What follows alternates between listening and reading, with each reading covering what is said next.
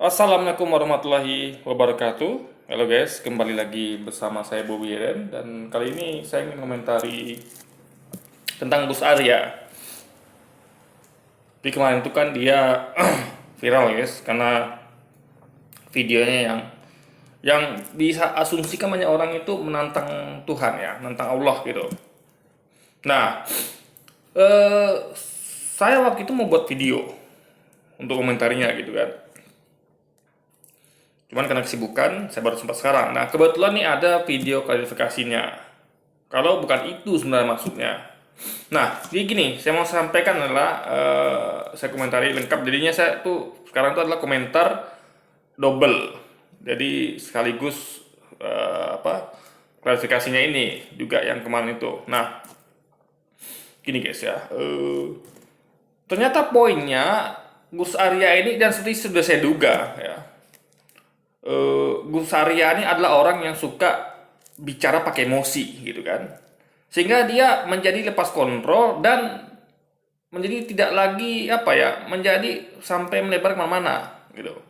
Jadi antara apa ya, sesuatu itu kalau kita kayak saya komentar ya, insya Allah saya meskipun saya emosi, saya masih bisa ngontrol diri gitu ya, nggak seperti Gus Arya yang sampai sampai dia apa ya, silaf. Kalau gini kan namanya silaf namanya. Sampai secara nggak sadar dia malah apa ya, menistakan Allah gitu. Ya kan, menantang Allah tibanya gitu kan. Secara nggak sengaja gitu kan. Maka dibuat video klarifikasi. Jadi ini pelajaran bagi besar ya. Kalau dia tuh hendaknya lain kali itu ngomong itu jangan pakai emosi gitu guys ya. Emosi Anda terus bisa Anda kontrol gitu. Ini berbahaya. Ini saya bukan bela Gus Arya, justru saya ingin komentari agar dia itu tobat gitu.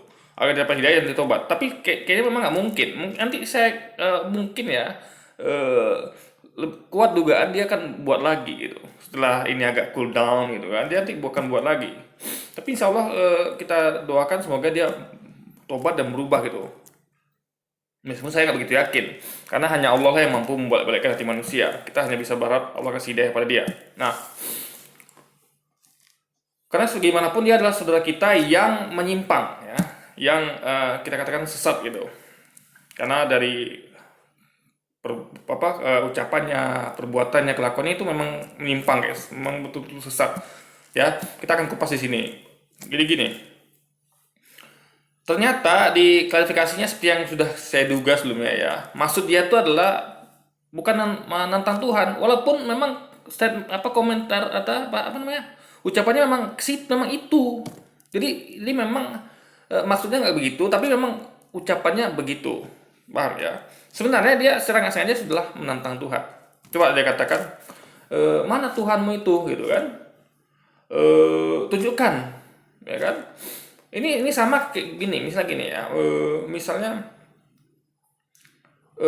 misalkan Eki Sujana kan bawa-bawa Bang Eki Sujana kan bawa-bawa Allah gitu kan, selalu bawa agama. Di setiap apa namanya, ucapannya selalu bawa agama. Nah, jadi apa ya, Gus Arya ini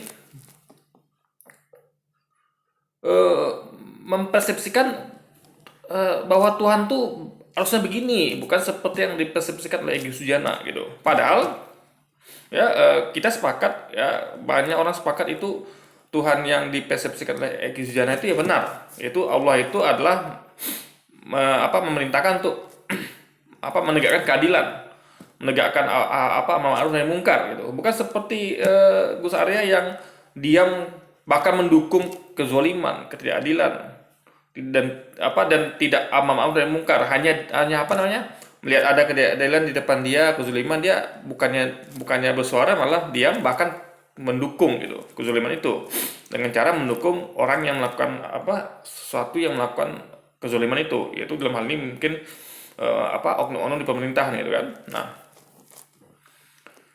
jadi dia sama kayak misalnya gini nih, misalnya kita bawa yang gampang yang mengerti ya, misalnya kayak saya atau para Soekarnois misalnya. Jadi misalnya para Soekarnois mengatakan selalu bawa nama Soekarno. Misalnya ketika ada orang mengatakan gini kan, untuk apa belajar sejarah? nggak penting, enak belajar kimia atau matematika, fisika, ekonomi itu langsung real kan, ke dunia nyata.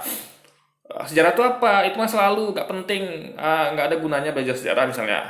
Datang Soekarnois misalnya mengatakan, jas merah, jangan sekali-sekali lupakan sejarah gitu misalnya kan. Nah, lalu dia marah, kamu ke bawa bawa Soekarno gitu kan, bawa Bung Karno, kamu nggak punya Rus Soekarno gitu misalnya gitu kan, mana Soekarno mau itu gitu. Jadi di persepsi dia, Soekarno nggak begitu gitu kan. Soekarno nggak ada menyuruh kita, kata dia, Soekarno nggak ada eh, apa eh, apa ya, memerintahkan untuk bawa-bawa apa namanya, ingat-ingat sejarah, nggak ada gitu kan. Padahal statementnya begitu. Jadi dia ini nggak tahu dalil gitu. Sama kayak gue sendiri, dia nggak ngerti guys. Nanti kan saya terangkan ya. Kenapa Allah yang persepsikan Egy Sujana itu benar, yang Allah dipersepsikan dia salah. Kan Tuhannya sama nih, sama-sama Allah Subhanahu wa taala gitu kan. Masuk Tuhan saya juga dan Tuhan semua umat Islam lainnya. Nah, eh, jadi apa namanya? Jadi mana Soekarnomu? Tunjukkan sini gitu misalnya kan. Padahal Bung Karno sudah meninggal, udah almarhum gitu kan. Nah, jadi kalau konteksnya Allah, ketika dia bilang, katakan mana Allahmu, mana Tuhanmu, tunjukkan padaku sini. Nah, Allah itu ada di aras ya, di aras. Jadi Allah itu apa ya? Dia hanya menunjukkan kekuasaannya, ya, dengan menurunkan bencana, ya. Ada bagi orang-orang beriman dan soleh itu bencana itu ya adalah ujian. Bagi orang-orang kafir, orang-orang munafik dan orang-orang jahat itu bencana itu adalah azab. Ini beda ya persepsinya, sama-sama bencana tapi beda meaningnya bagi orang-orang yang beriman beramal soleh dengan orang yang kafir maupun beriman tapi dia munafik atau jahat guys. Nah, apa tadi ya? Jadi apa namanya? Jadi Allah itu menunjukkan kehadirannya itu melalui bencana azab. Nah, bisa jadi seorang itu belum diazab. Contoh kayak Firaun dahulu atau kaum kafir Quraisy. Firaun ketika berkuasa, dia menuhankan dirinya. Anda bayangkan itu betapa luar biasanya, rusaknya Firaun. Menuhankan dirinya. Allah nggak langsung mengazab dia. Allah utus dulu nabi kepadanya, Nabi Musa. Nabi Musa berdakwah. Bahkan ketika Firaun mencoba menghinakan Nabi Musa, ya, mencoba menghinakan, dia menantang Allah juga kan, di depan Nabi Musa dan di depan rakyat, ya kan. Eh, jadi menantang dengan cara apa? Ketika Nabi Musa alaihissalam mengatakan, Tuhanku mampu menerbitkan matahari dari timur ke barat. Kamu mampu nggak membalikkannya, menerbitkan matahari dari barat ke timur? Lalu Tuhanku mampu mematikan dan menghidupkan. Ya, kamu mampu nggak menghidupkan dan mematikan?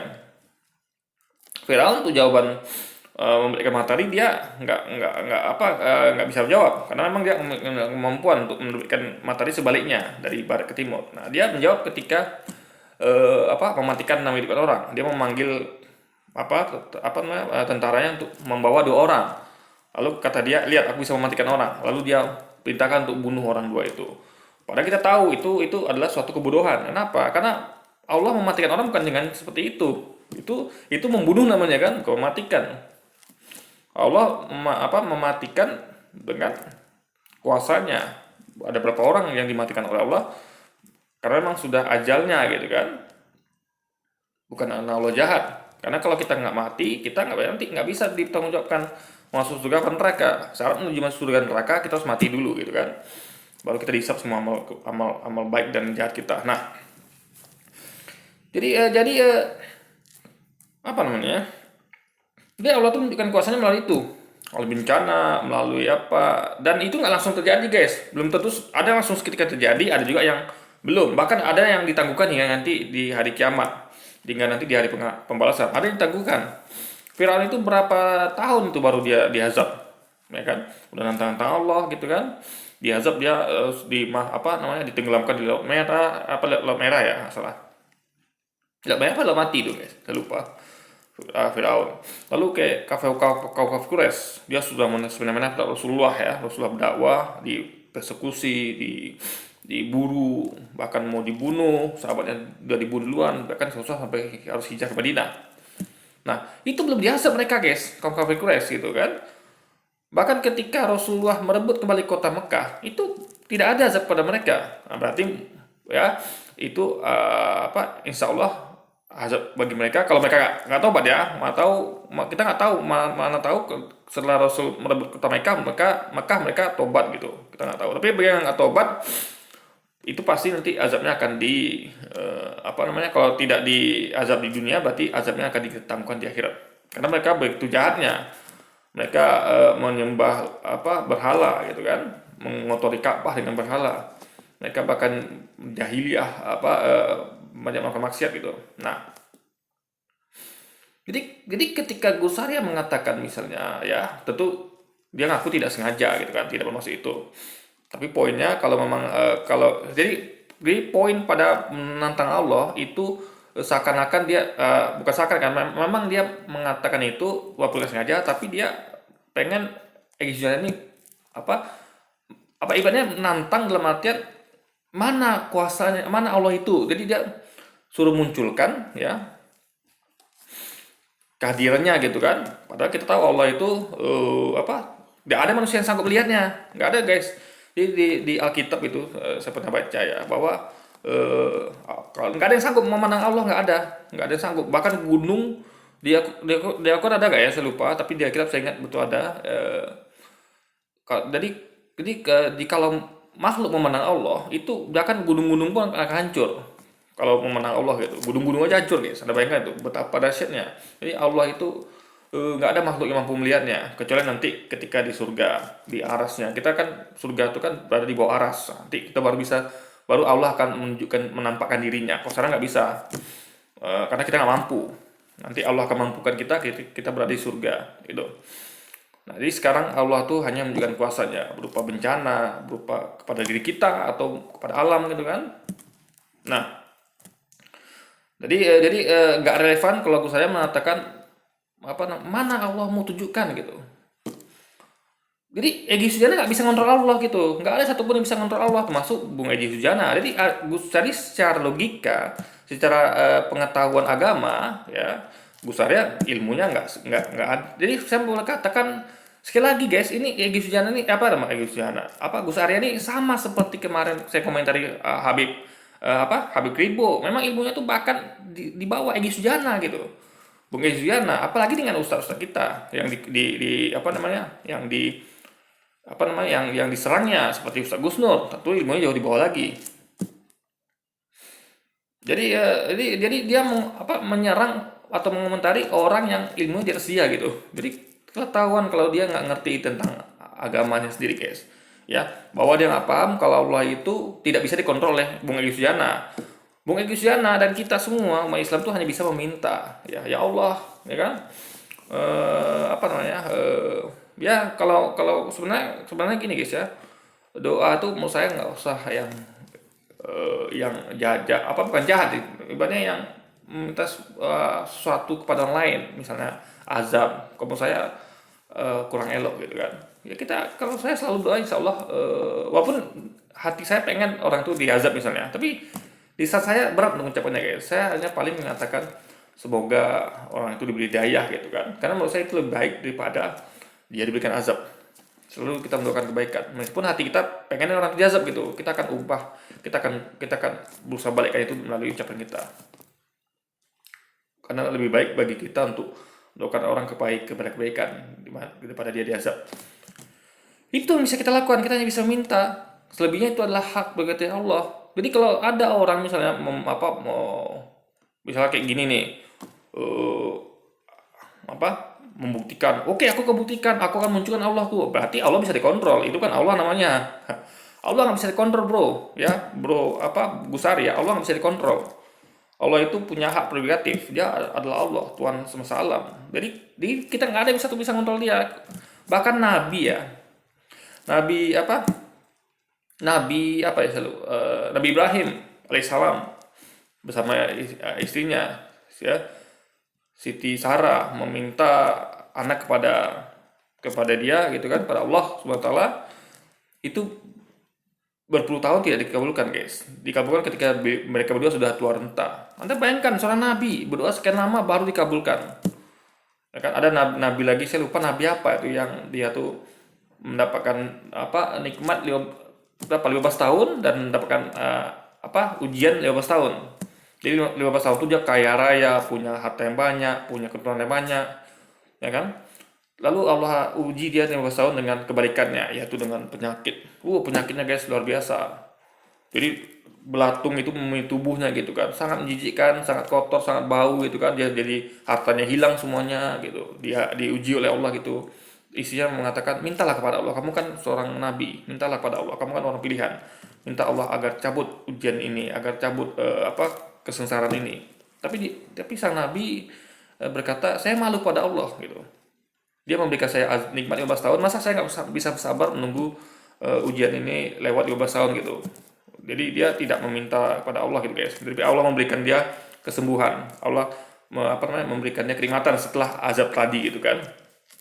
Nah, jadi seorang nabi, sekelas nabi pun itu meminta nggak langsung, belum tentu langsung Allah kabulkan gitu. Ada juga yang langsung Allah kabulkan. Contoh seperti Nabi Muhammad, ketika Nabi Muhammad tuh hendak dibunuh 2 kali, beliau masih lolos setelah beliau berdoa pada Allah gitu, agar Allah mengabulkan dirinya. Jadi ada yang langsung dikabulkan, ada yang belum. Itu semuanya hak prerogatif Allah. Kita nggak bisa memastikan, nggak bisa mengatur-ngatur Allah, nggak bisa.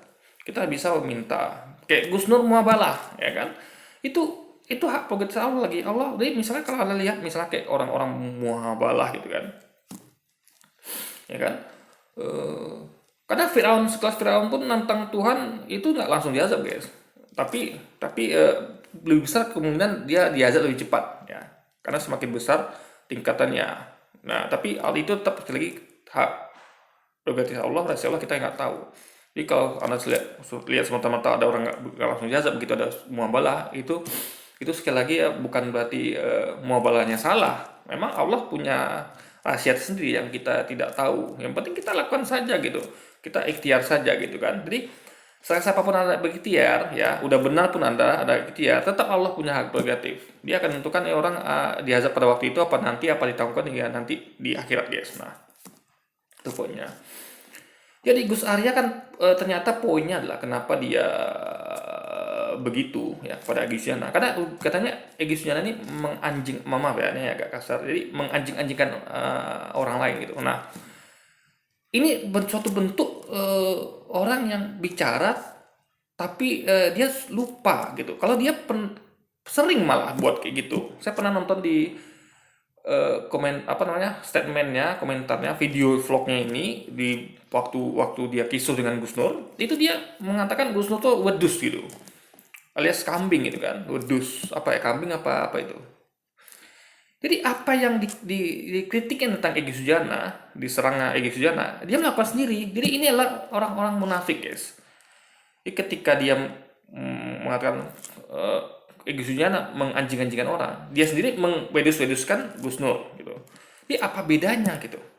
Nah, sama saja perbuatannya kan, cuman bedanya ya Egy Sujana itu dia berdiri di atas kebenaran. Kenapa?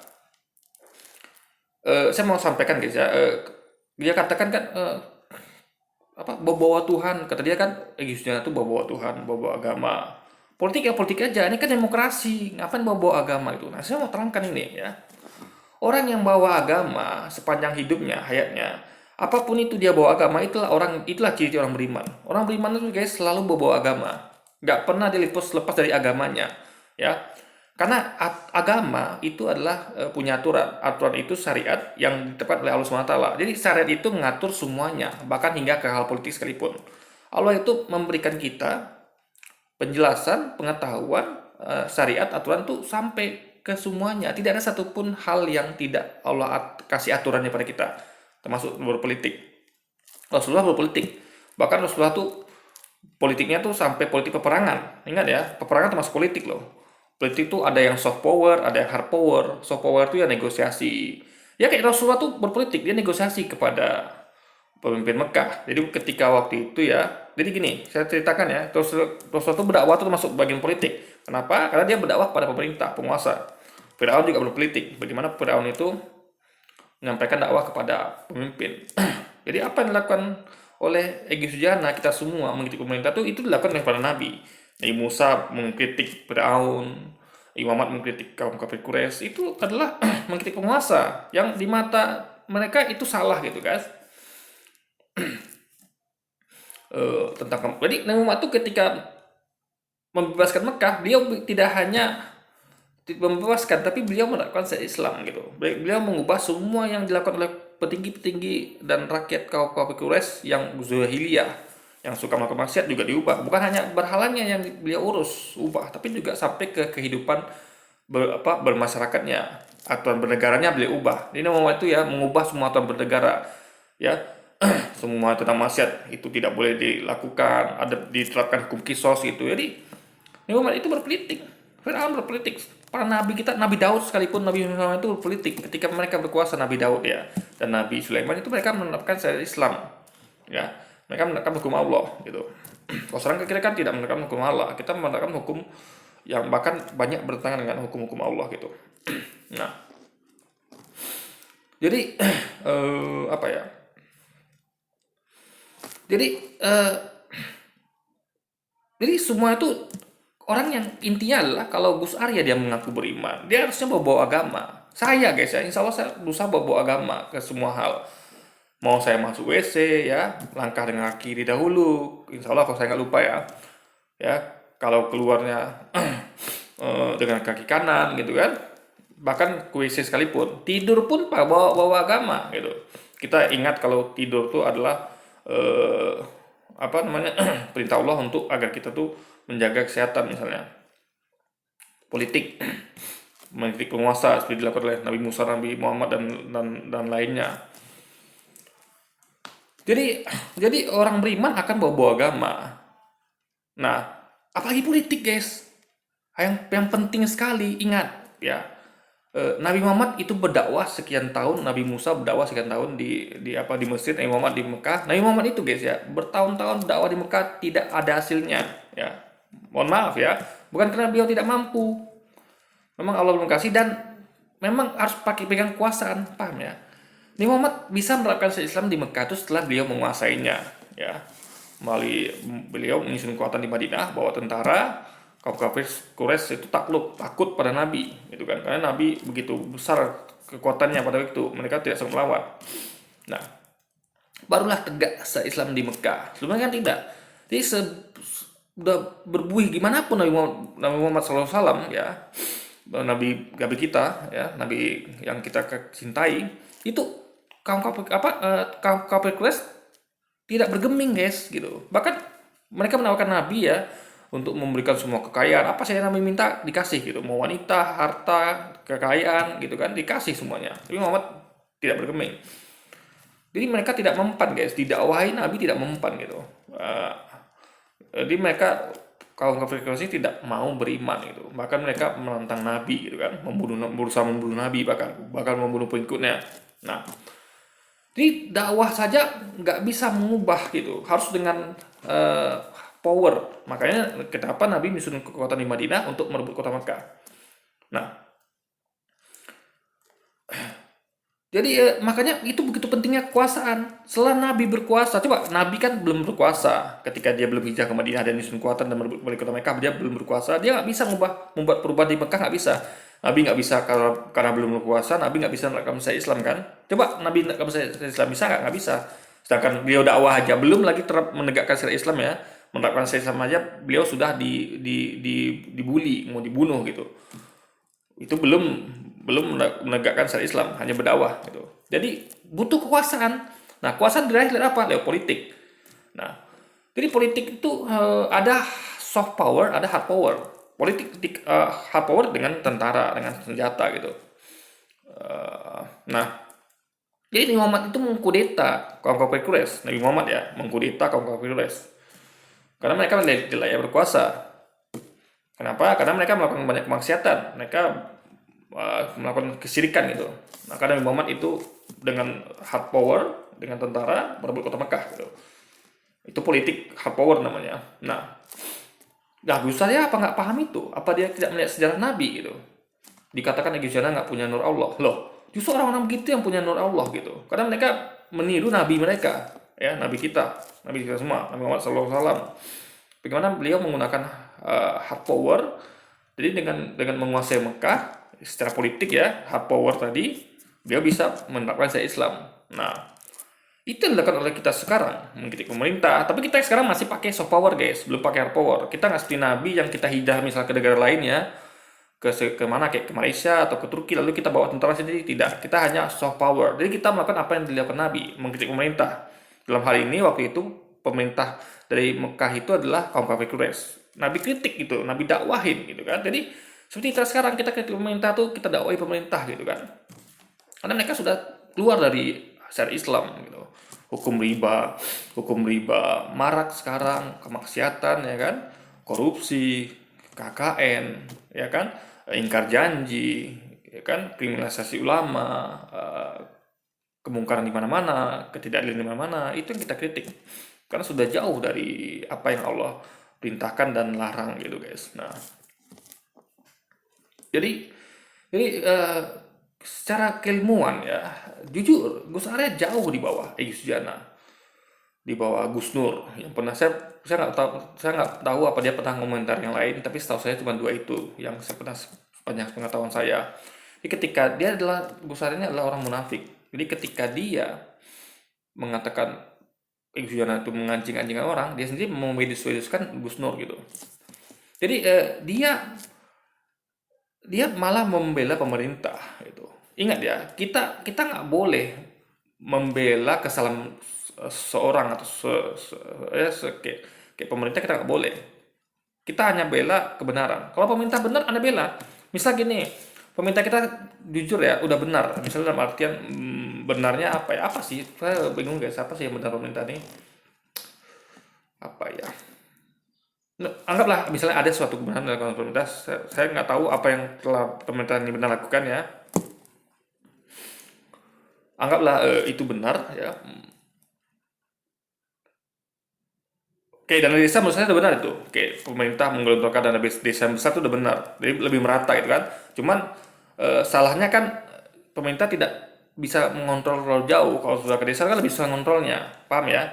Kalau misalnya kayak saya gelontorkan dana hanya kepada kepala-kepala bagian atau gubernur-gubernur, itu lebih mudah ngontrolnya, ya kan? Saya minta pertanggungjawaban kepada gubernur. Tapi kalau sudah sampai kepala desa, dia langsung kasih dana itu kan susah ngontrolnya, guys. Maksudnya itu apa ya? Jauh gap antara saya presiden misalnya dengan kepala desa. Jadi gubernur pun agak susah karena pemerintah presiden bukan kasih dana ke gubernur tapi ke kepala desa. Jadi ngontrol lebih susah, guys. Tapi itu bagus gitu kan. Jadi ada yang sisi buruk yang kita komentari, ada yang sisi baik kita kritik gitu kan.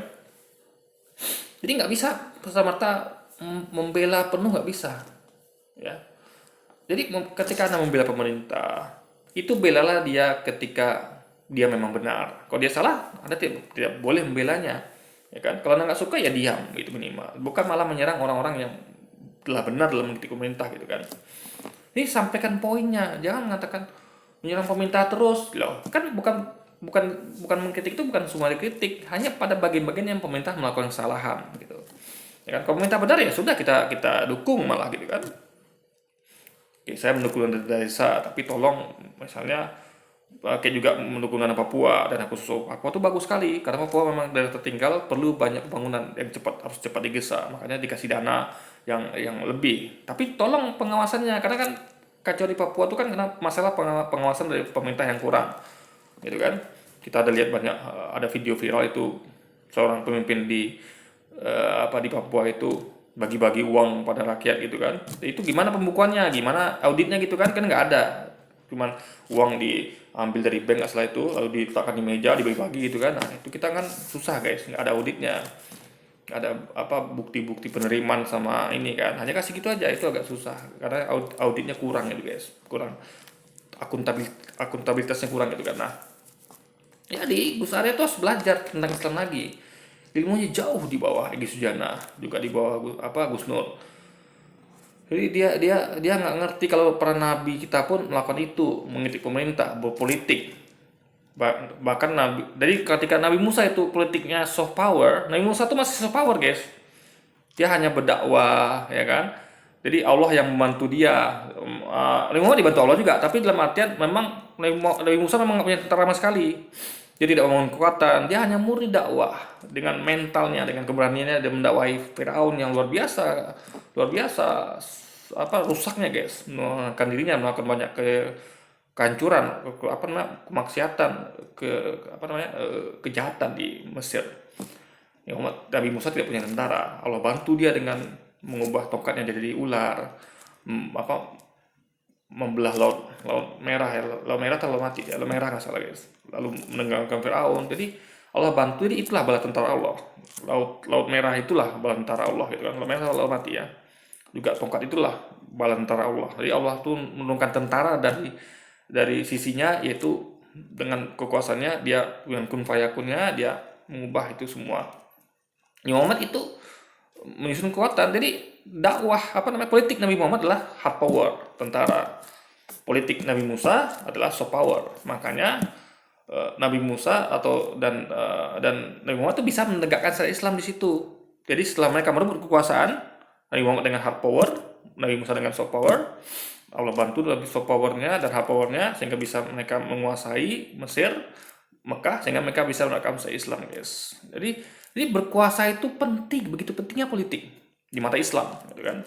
Karena para nabi menunjukkan Nabi Muhammad, hey kamu, Nabi Muhammad seakan pengen mengatakan ya melalui sejarah ya, kalau anda mau menegakkan syariat Islam di suatu tempat, anda harus kuasai daerah itu. Nah, apa yang dicontohkan Nabi? Bentuk tentara, dengan kekuatan di kota lain untuk merebut kota asal, gitu guys. Nah, tapi tentu kita nggak bisa serta-merta meniru mentah-mentah ya. Kita nggak bisa di saat semuanya itu harus pakai hard power seperti Nabi Muhammad. Karena Nabi Muhammad itu melakukan dua-duanya guys, soft power dan hard power. Soft power dengan dakwah, mengkritik pemerintah kafir Quraisy sebelum hijrah ke Madinah, dan hard power ketika dia sudah di Madinah menyusun kekuatan untuk merebut kota Makkah dengan tentara, dengan persenjataan. Nabi Musa murni soft power, dakwah saja, mengkritik penguasa itu Firaun. Jadi kita harus lihat sikonnya juga gitu. Nah sekarang adalah saat yang tepat untuk soft power, mengkritik pemerintah gitu kan. Nah, jadi Gus Arya nggak ngerti itu. Orang-orang seperti Gus Arya, dan saya lihat itu cukup banyak guys orang seperti ini. Itu tentu mereka adalah para buzzer ya, untuk pemerintah. Kalau yang bukan Muslim, oke lah, mereka nggak paham Islam. Tapi yang disayangkan yang Muslim ini guys, apa dia nggak pernah lihat sejarah Nabi gitu kan? Nabi Musa, Nabi Daud, Nabi Sulaiman, Nabi Muhammad dan Nabi lainnya, ya kan? Bahwa Nabi itu berpolitik gitu. Bahkan politiknya sampai pada hard power, bukan hanya soft power lagi. Kita hanya soft power gitu guys. Jadi dia seharusnya berada di sisi kita, membela kita, karena kita menyentuh nabi terdahulu gitu. Jadi kalau kita tidak bawa agama ke politik, ya kita bawanya apa? Ya, ingat, dulu ada namanya Nasako, nasionalis, agamis, komunis. Nah, para kaum nasionalis itu saya rasa nggak bawa agama, apalagi komunis. Jadi dulu ketika ada Nasakom, nasionalis, agamis, komunis, nasionalis dibawaki oleh PNI, agamis oleh NU, ya, dan komunis oleh PKI. Nah,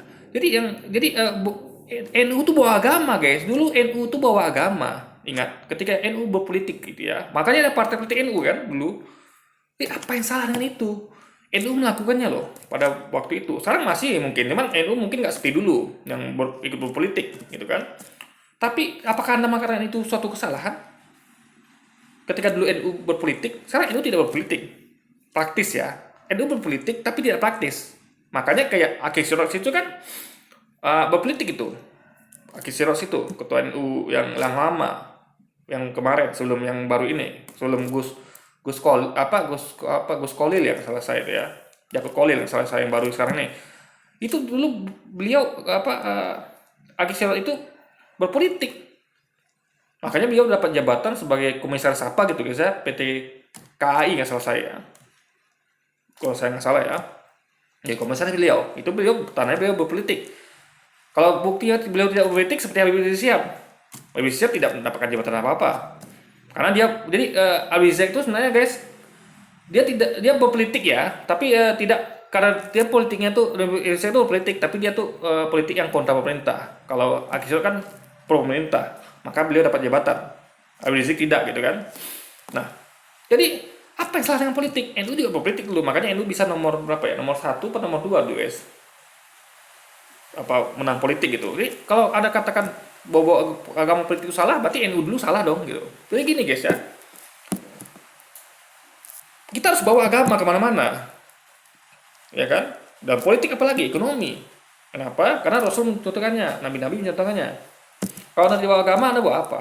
Bawa nasionalis, bawa komunis, bawa sekuler liberal gitu kan? Agama adalah pencuci ya. Kalau kita ibaratkan Rinso ya, pencuci noda-noda yang ada di politik. Di politik kalau sudah hanya bawa hawa nafsu, ingat ya, agama itu mengendalikan hawa nafsu, meredam hawa nafsu. Kalau nasionalis, komunis itu tentu karena dia bawa agama, mereka nafsunya cenderung kurang terkontrol. Jadi hanya mengedepankan nasionalis gitu kan, tapi lupa dengan agama gitu kan. Jadi ketika nasionalisnya bertentangan agama, itu lanjut terus gitu. Padahal nggak boleh. Nasionalis apapun kita tetap harus kita kita berpegang pada agama gitu. Misal saya seorang nasionalis guys, misalnya saya tidak boleh melakukan agama dari hati saya, nggak boleh gitu. Jadi saya seharusnya adalah seorang kaum nasionalis yang agamis gitu. Nggak bisa agama dilepaskan dari itu, nggak bisa guys. Anda mau jadi apa tanpa agama? Jadi makanya ketika seorang berpolitik tanpa agama, dia korupsi. Kenapa? Karena orang yang politik dengan agama, misalnya saya mau terjun politik, tentu saya harus menerapkan agama saya dalam berpolitik. Agama saya mengajarkan bahwa saya tidak boleh korupsi. Saya pegang itu. Jadi meskipun saya core tentang nasionalis gitu kan, cinta Indonesia, cinta tanah air, saya tetap harus ingat agama saya melarang untuk syirik. Saya nggak boleh mengedepankan presiden dibanding Tuhan saya, gitu kan? Mungkin meskipun presiden ngomong apapun, kalau dia bertentangan dengan Tuhan saya harus ikut Tuhan saya. Bahkan seorang anak aja begitu guys, anak kepada ibu bapaknya. Ketika ibu bapaknya menyuruh maksiat, dia harus menolaknya guys. Ya, seorang anak ya. Ketika ayah ibunya memerintahkan suatu hal maksiat, dia menolaknya. Karena Allah melarang itu. Jadi Anda nggak bisa kemana-mana hidup ini lepas tanpa agama. Nggak bisa. Agama adalah kontrol. Karena agama punya aturan, Allah punya aturan yang harus kita bawa, kita pegang, kita laksanakan di manapun kita. Mau kita berekonomi, mau kita berpolitik, mau kita apapun itu harus pegang agama. Kalau Anda sudah lepas dari agama, bisa kayak gini nih. Kayak ada orang kan, dia ke masjid, juga ke diskotik misalnya. Jadi ketika dia ke masjid, dia bawa agama itu. Dia ingat Allah nyuruh kita ke masjid, sholat 5 waktu, ya kan, makmur ke masjid. Tapi ketika dia ke diskotik, dia meninggalkan agama. Dia katakan, ngapain kamu bawa agama ke diskotik? Makanya dia ke diskotik. Sama kayak orang politik. Kenapa dia nggak bawa agama? Karena dia tidak mau dikontrol oleh agama, sehingga dia politiknya bebas. Korupsi oke, karena agama apapun awang mengatur, dia itu kan agama. Ini ini korupsi ini kan ini intinya orang yang sudah tidak bawa agama itu dia akan rentan melakukan hal yang dilarang agama. Karena agama itulah, jadi agama adalah pegangan hidup dan hidup itu harus diterapkan di semua sisi, termasuk politik sekalipun. Oke? Jadi itu saja mau saya komentari tentang saya ini hari hujan guys. Jadi suara saya mungkin kedengaran. Jadi sekian dulu video kita hari ini. Sampai jumpa lagi di video-video selanjutnya. Dan wassalamualaikum warahmatullahi wabarakatuh guys.